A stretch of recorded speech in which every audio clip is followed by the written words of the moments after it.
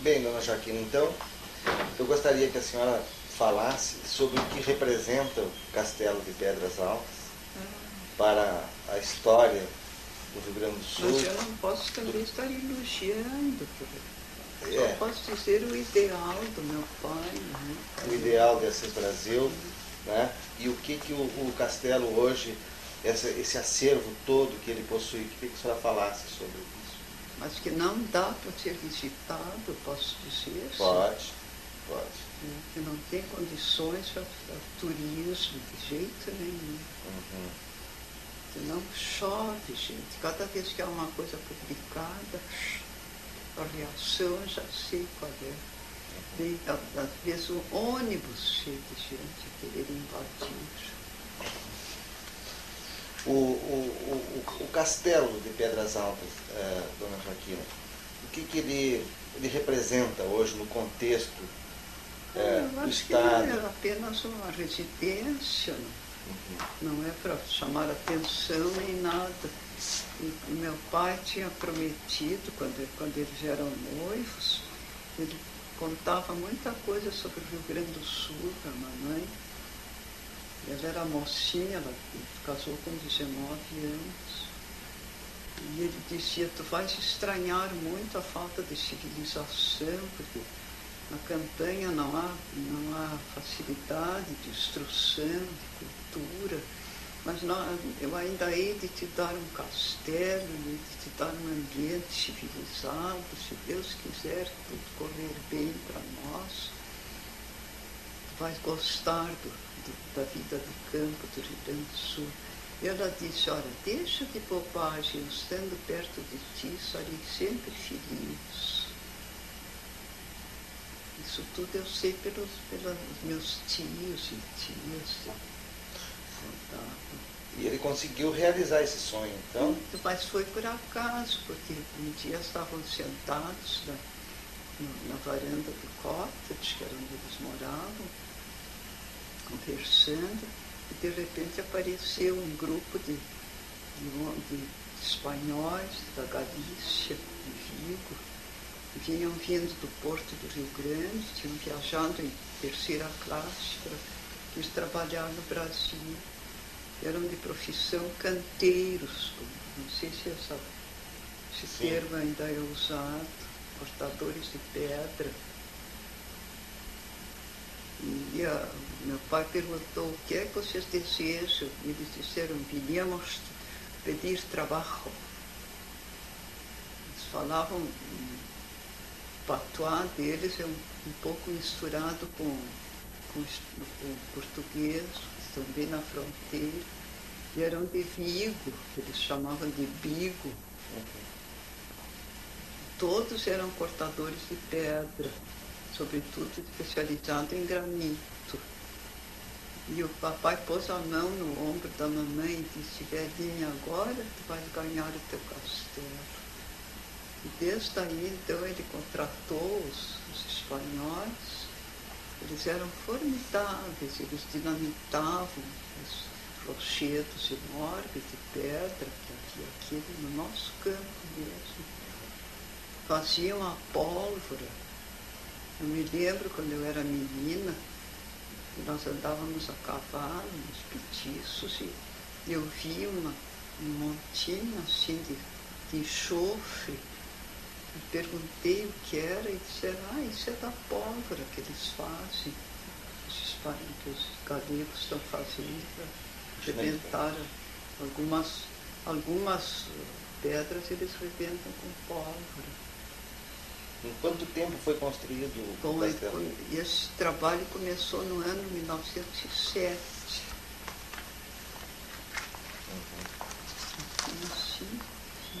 Eu tinha 5 anos. Eu nasci em 1902, eu tinha 5 anos. E o castelo ficou pronto para ser habitado em 1913. Mas ficou com vários defeitos graves de construção. Por exemplo, o subsolo não tem água corrente, porque meu pai tinha tinha muitos compromissos com o Barão de Rio Branco e outros compromissos que ele tinha que se ausentar muitas vezes, missões na Argentina, ia muito lá conferenciar com o Barão de Rio Branco, que era muito amigo dele, achava muita falta quando ele não estava perto.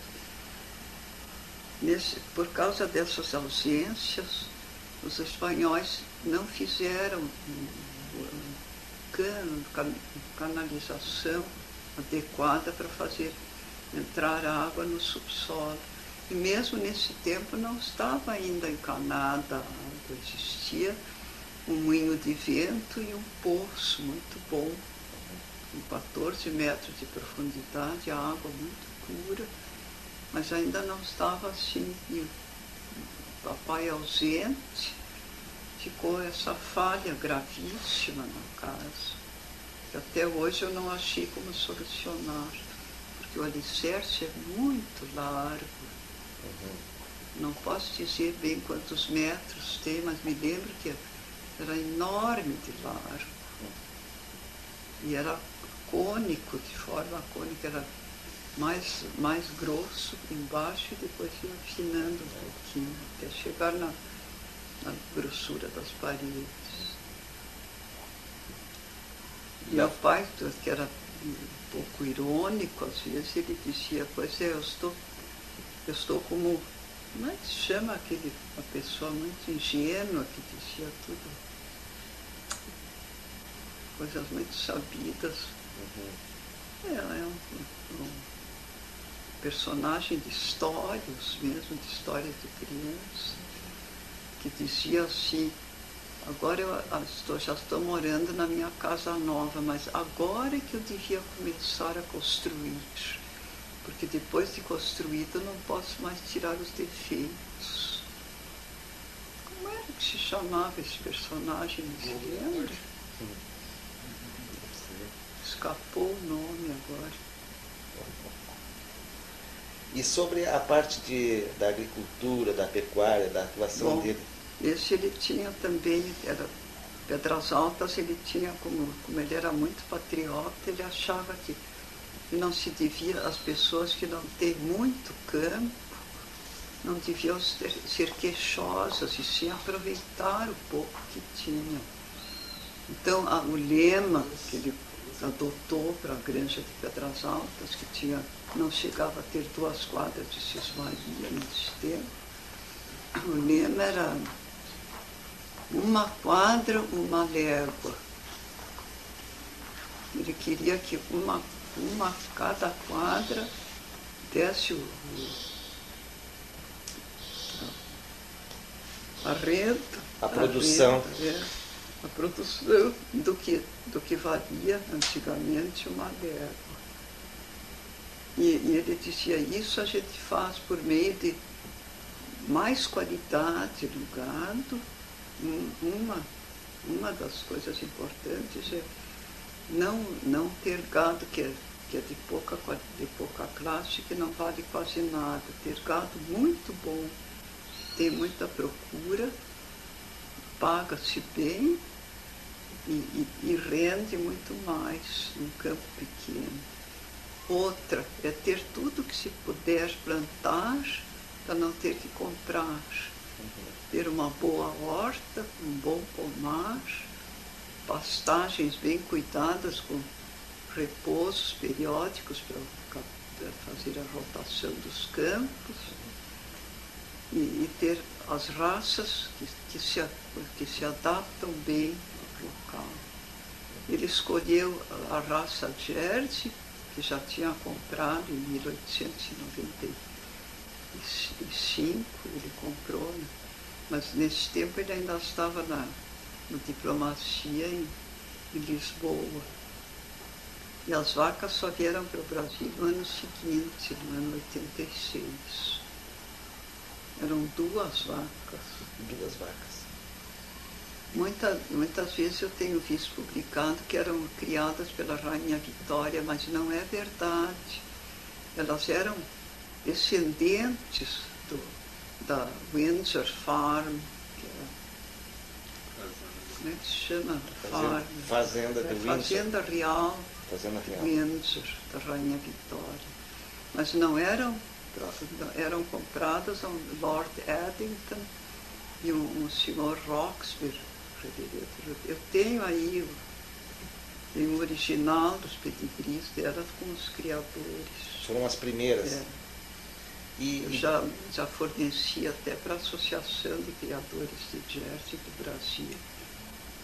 Estou pronta a tirar outros xerox, somente que Pedras Altas está muito, infelizmente, muito maltratada pelos governos. Tiraram-nos a estrada de ferro, que quase matou a vila. Mas os meus pais reagiram, fundando uma escola, um colégio primário. A minha mãe fundou um hospital, conseguiu correio, uma agência de correio.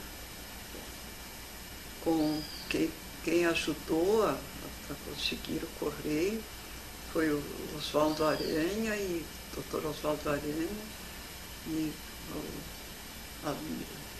Almeida, que escreveu o livro Bagaceira.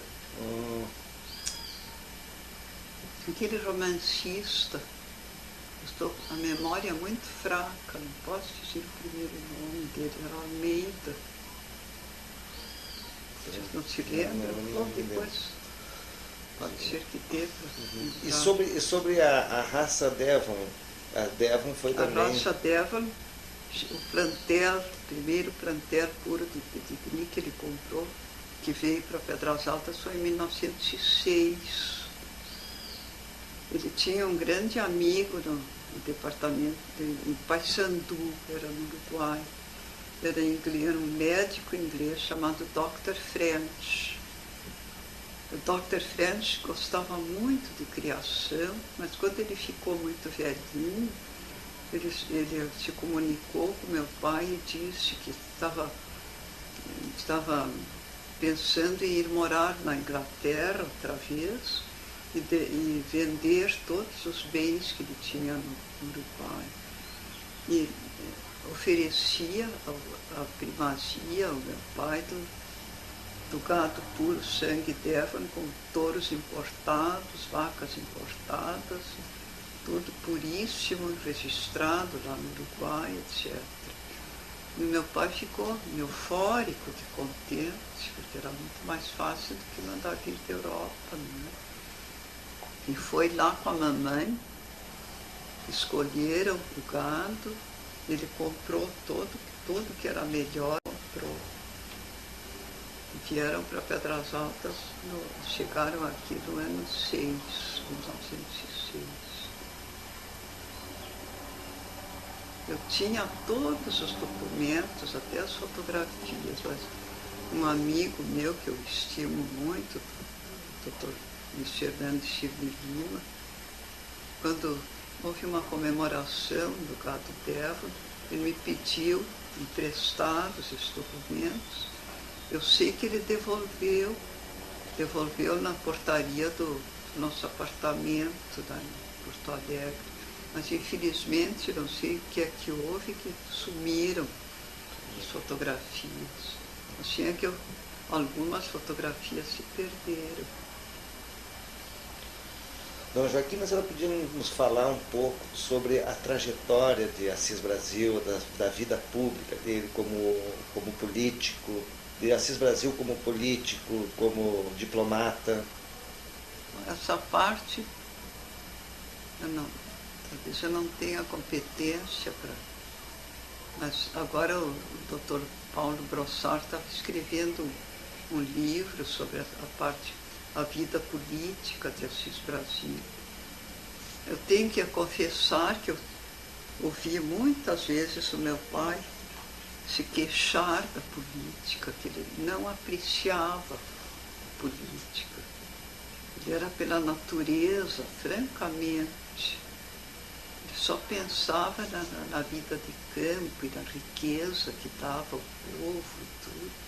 Tinha um grande pesar de não ter capital para fundar uma escola de artes e ofícios em Pedras Altas, porque ele achava uma pena uma população tão sadia, tão inteligente, num clima tão bom, igual ao do sul da Europa, não ter acesso à cultura.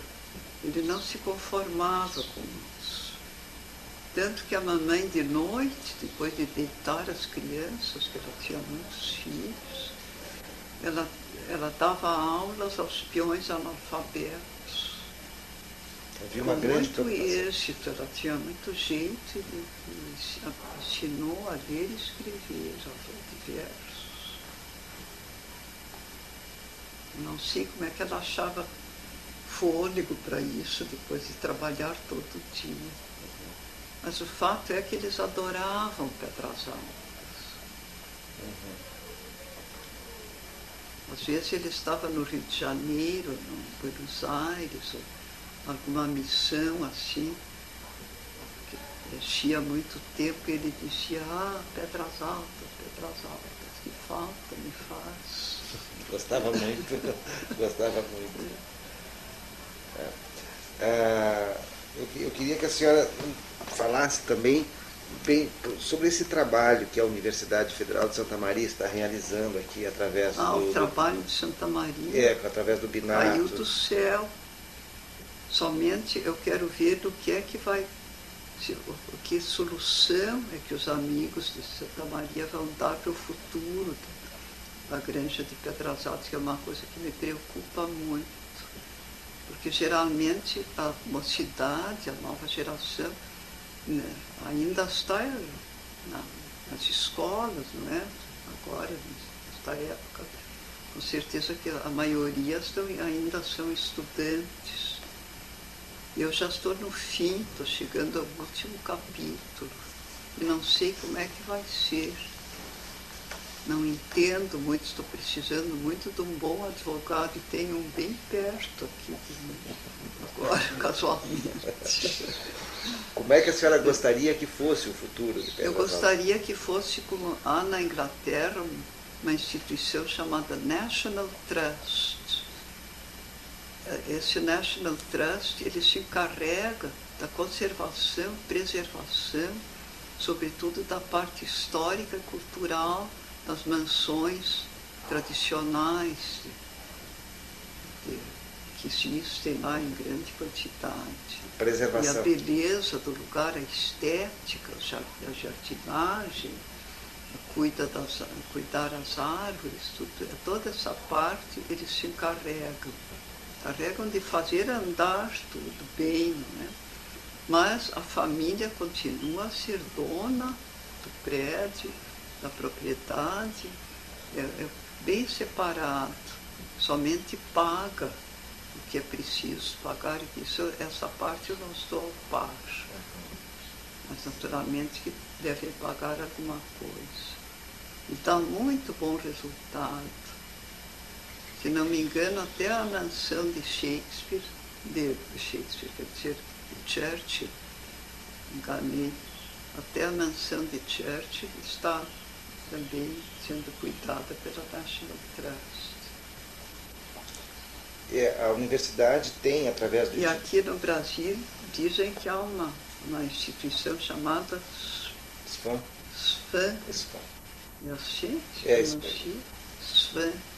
Mas eu não tenho nenhum contato com essa instituição. Gostaria muito de ter e de combinar com as minhas irmãs. Nós éramos uma família muito grande, nunca éramos menos de 12 na mesa.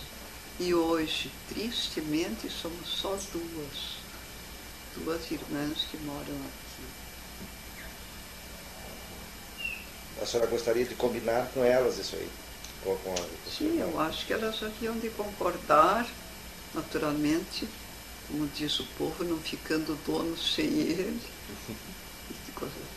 Querem continuar a ser donos de Pedras Altas, com toda certeza. O que é precisa de muita atenção aqui é a biblioteca. A biblioteca do meu pai é realmente preciosa. Só a coleção completa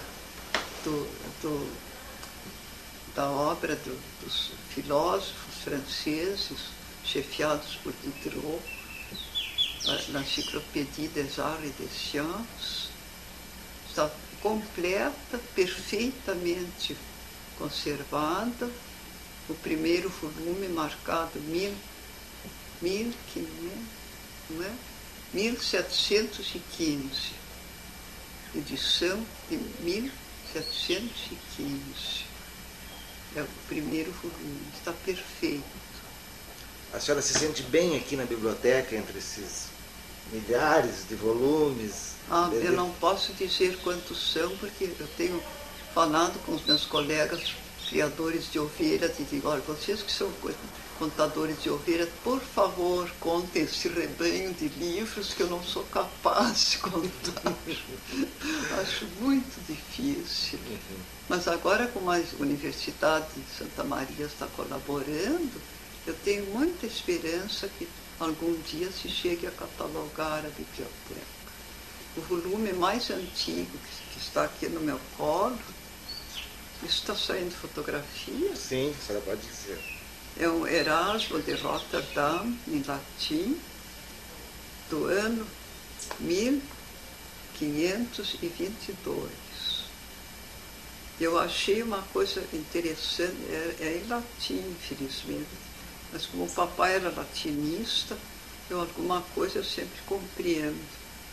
Eu abri o livro e comecei a ver aqui sobre a palavra Macedônia, por causa de um amigo nosso, Dr. Macedo. Posso lembrar do primeiro nome dele, que era irmão do meu cunhado Fernando Macedo, marido da Dolores, médico. O Dr. Macedo uma vez me disse, eu estou muito impressionado, com medo que esse nosso sobrenome Macedo seja de origem judaica, porque quando eu estive na Alemanha eu conheci um Macedô e fiquei achando que é capaz de ser de origem israelita. E casualmente, quando eu estava folheando aqui o Erasmo de Rotterdam, tão antigo, eu vejo aqui que Macedo quer dizer habitante da Macedônia, nada mais e nada menos, coisa mais fácil. Desfez a dúvida. Ficou, mas já não existia mais o nosso bom amigo. Os livros que tem... A minha memória está muito falha agora, porque eu tenho andado doente ultimamente. Muita dor na coluna, e o coração não está funcionando bem. Assim é que muitos nomes, às vezes me falha a memória para dizer os nomes das pessoas, como devia dizer. Mas espero que me perdoe. Não tem nada, não tem problema. Dona Joaquina, a nossa conversa está ótima. Eu gostaria de perguntar para a senhora as suas ideias, por exemplo, sobre os dias de hoje, sobre os dias de hoje, o Rio Grande do Sul, o nosso país. O que a senhora, como a senhora vê? Eu vejo que nós estamos atravessando uma crise sem precedente. Parece pessimismo de minha parte. Eu tenho muita esperança do Brasil, que é tão grande, que reaja, mas há muita coisa que está me impressionando. Por exemplo, todos nós gostamos da televisão e admiramos essa admirável e maravilhosa invenção que foi a televisão. Mas por que é que a televisão há de ser uma escola de delinquência? Não está errado isso? Tanta coisa boa que poderia ensinar ao povo. Essas pessoas que moram fora, assim, que passam das horas vagas, as horas de liberdade que tem, que não estão trabalhando, escutando e olhando aquelas coisas, novidades da televisão, e começam a vir descrições de roubos, assassinatos, sequestros, coisas desagradabilíssimas, que não deviam ser tão publicadas assim. Eu creio que toda pessoa de bem, que tenha boas intenções com a humanidade, não pode achar que isso seja uma política sadia. Entretanto, a televisão seria uma bênção para quem mora no campo. O que a senhora acha que deve ser feito para evitar o êxodo rural? O êxodo rural? Bom, educação. Para mim, a educação é a chave de tudo. Um povo rural educado é um cidadão como qualquer outro. Ele tem todas as probabilidades, pode até vir a ser presidente da República. Mas ele ter que evitar e detestar a natureza e se meter numa cidade poeirenta por aí, só para poder se educar, isso é uma judiaria, é contra, acho que é contra a felicidade humana. Eu, como eu não sei como dizer, sou fanática pela natureza, realmente.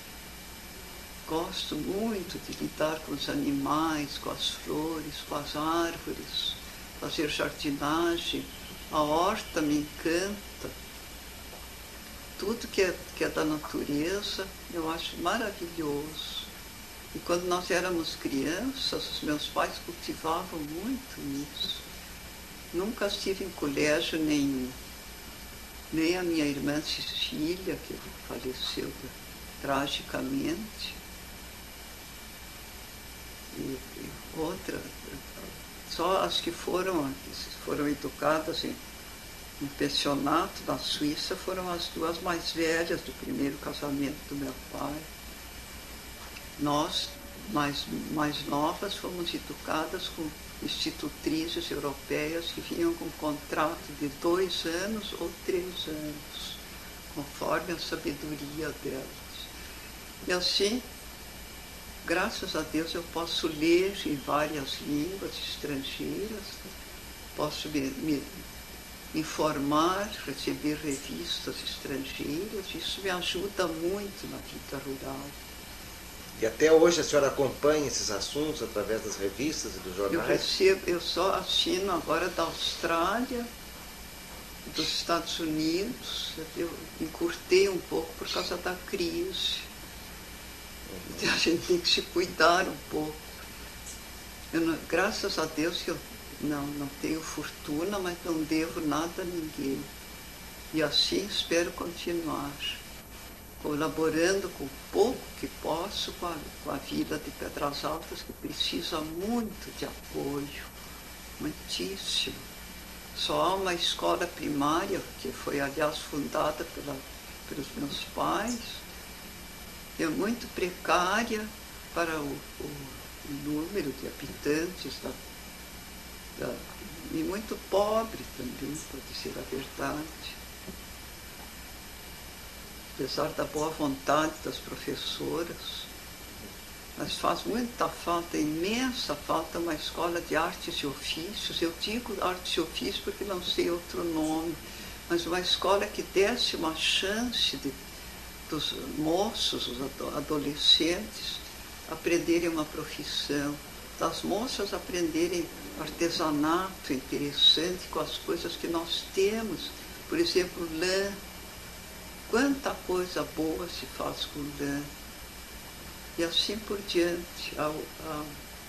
Não vale a pena enumerar, porque a quantidade de coisa que se pode fazer. A natureza é muito rica e muito generosa também. Não cobra nada para quem trabalha.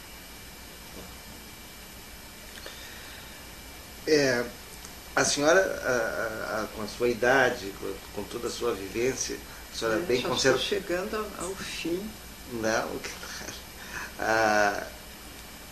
a senhora com a lucidez que tem, qual é a receita que a senhora deixa para que as pessoas possam chegar a uma idade avançada assim, dessa forma tão sadia e tão lúcida?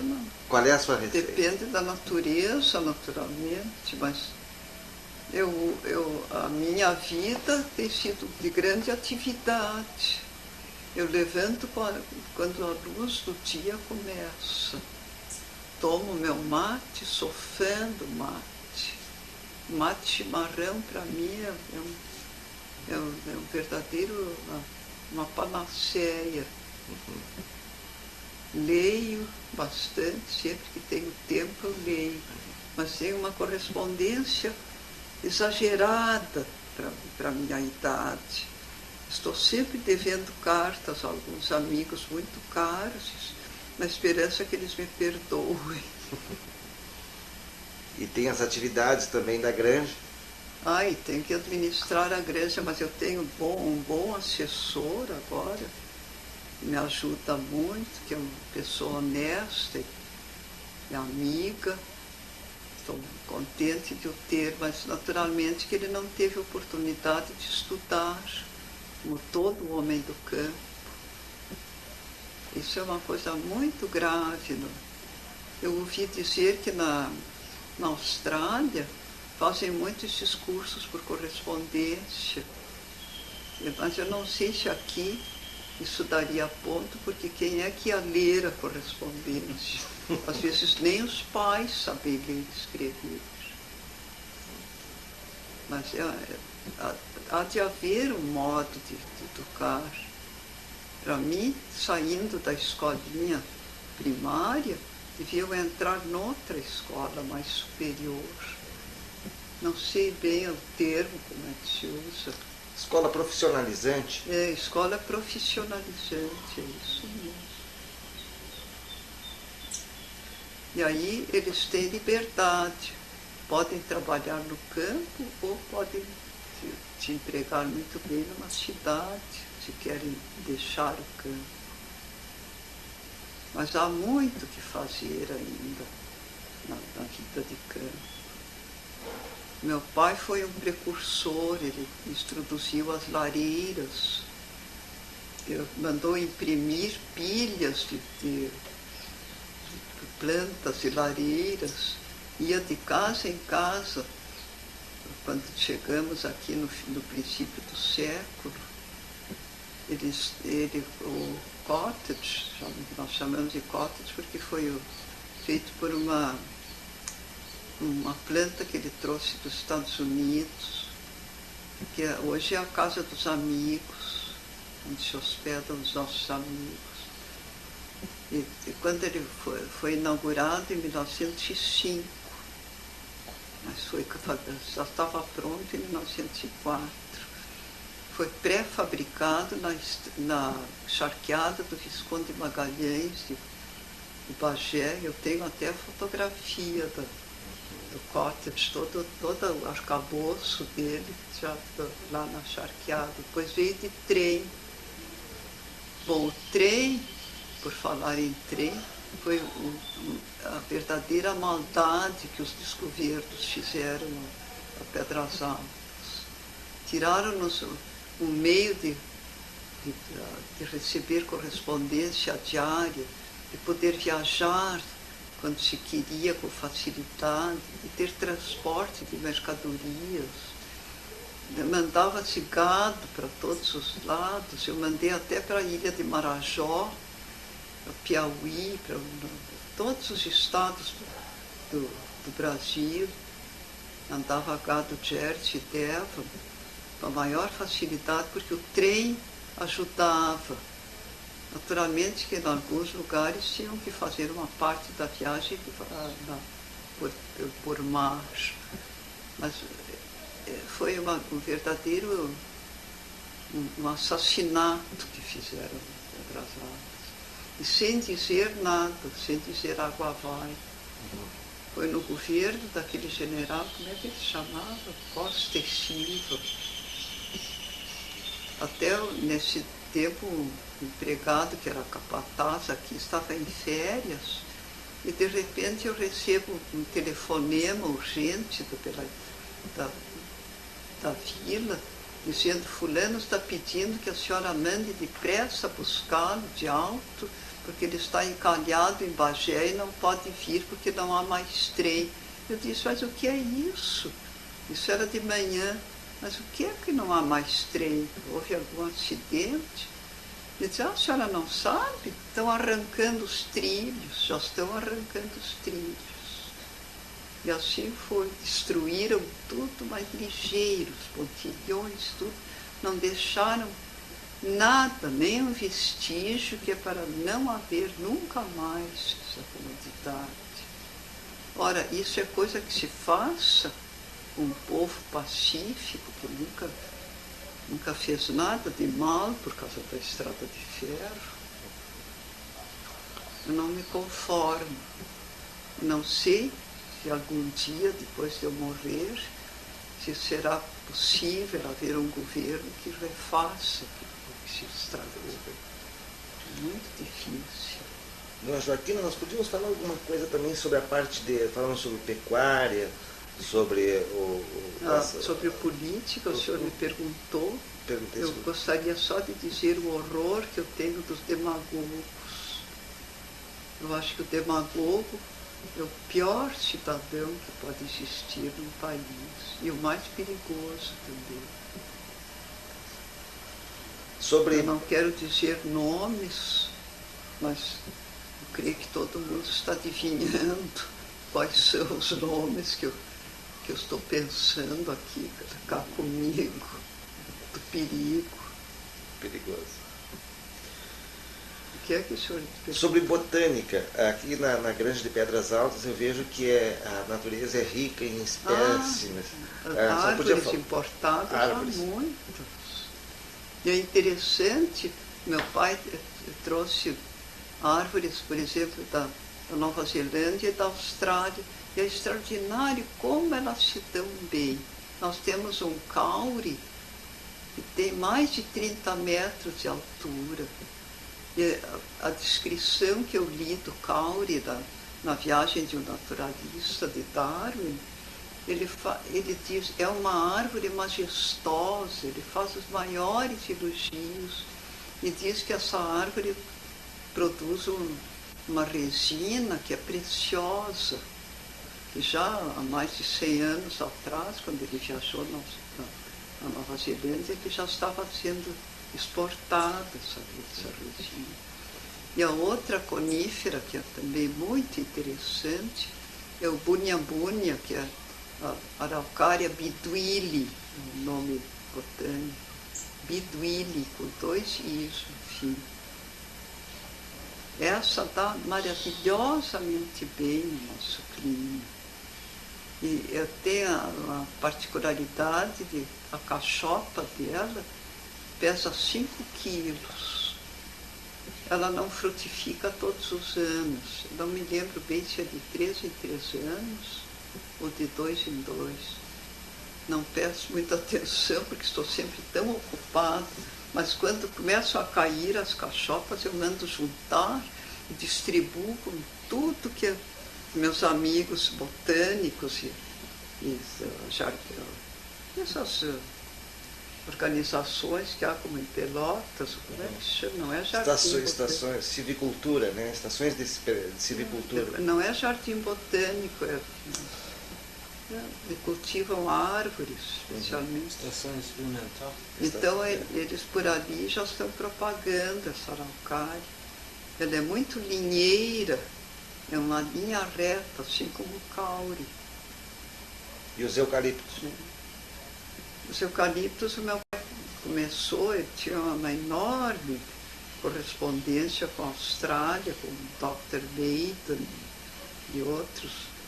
E aqui na biblioteca nós temos uma eucaliptografia que é tão importante que um senhor, agora não me lembro, começa com P, o nome dele, que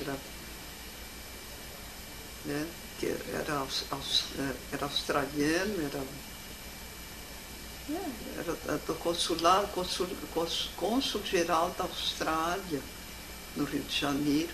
ele me escreveu pedindo os dados e a lista dos livros que havia aqui para mandar para a CID.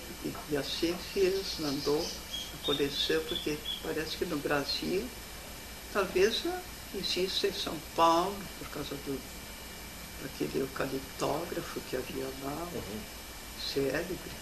Não era o nome dele. Falta de memória, não posso me lembrar. Mas aqui no Rio Grande do Sul é a única coleção que eu saiba que haja assim, de eucalipto. Quantas espécies teríamos? Agora, alguns eucaliptos eu acho que não simpatizo com eles, e outros muito. Nós temos uma qualidade, 2 espécies aqui que eu admiro muito, que é o Meliodora e o Hemifloia. O Hemifloia tem um cerne, a madeira dele, parece pau-brasil, é idêntico ao pau-brasil. O meu irmão, muito querido, que infelizmente faleceu há 2 anos, já quase, Joaquim, ele fez para mim uma banqueta de Hemifloia que ele trouxe daqui de Pedras Altas, levou lá para Alegrete. E toda a gente que vê pensa que é pau-brasil. É uma madeira vermelha, escura, pesadíssima. E o eucalipto tem uma altura fabulosa. É muito difícil colher semente, mas sempre que há uma chuva de pedra bem forte, eu junto e mando para os hortos florestais que eu conheço. A Bagé mandei bastante já. Tomara que pegue, que vale a pena, mas é uma madeira de lei formidável. E depois tem a vantagem que pode ser uma árvore que não morre sendo bem cortada, não muito alta e pondo barro por cima, para ela não secar, não é? Ela pode não morrer com o corte, não precisa cortar até o chão. E quanto ao outro, que o nome vulgar é Yellow Bark, todos os eucaliptos têm um apelido em inglês lá na Austrália. O Meliodora, eu estou falando agora. Meliodora é uma madeira clara, muito forte, também é madeira de lei. E o meu irmão Joaquim plantou no Ibirapuitã, na estância do Ibirapuitã, em Alegrete, com muita vantagem, e já existe lá um bosque belíssimo, plantado por ele. Existe o Hemifloia, que é o Ironbark, que chamam os australianos, e lá na estância dele, Ibirapuitã, que era a estância de família, ficou para ele, a sede. E também o Meliodora, que é o outro eucalipto, que é muito bom. Esses são os meus prediletos. Naturalmente que todos têm alguma vantagem, por exemplo, o Glóbulos, que é tão comum, ele é o mais rico em óleo de eucaliptol, ele é muito medicinal, xaropes para crianças que têm tosse, coisas assim, é ótimo mesmo. Bem, dona Joaquina, eu deixaria a senhora com liberdade agora para concluir agora, a nossa palestra. Nós falamos em gado, mas isso não é preciso porque todo mundo já conhece o nosso gado aqui. A granja é muito pequenina, tem só 160 hectares, porque meus pais deram uma grande parte dos terrenos para fazerem aumentar a vila de Pedras Altas. Eles cederam uma parte do potreiro, assim, que diminuiu muito. Mas temos outro campo no município de Erval que sempre ajuda um pouco. Eu acho que não há mais nada agora para contar. Eu lhe deixaria à vontade para colocar mais alguma coisa, se a senhora quisesse, né? Eu acho que, por enquanto... Tá bem. Tá ótimo.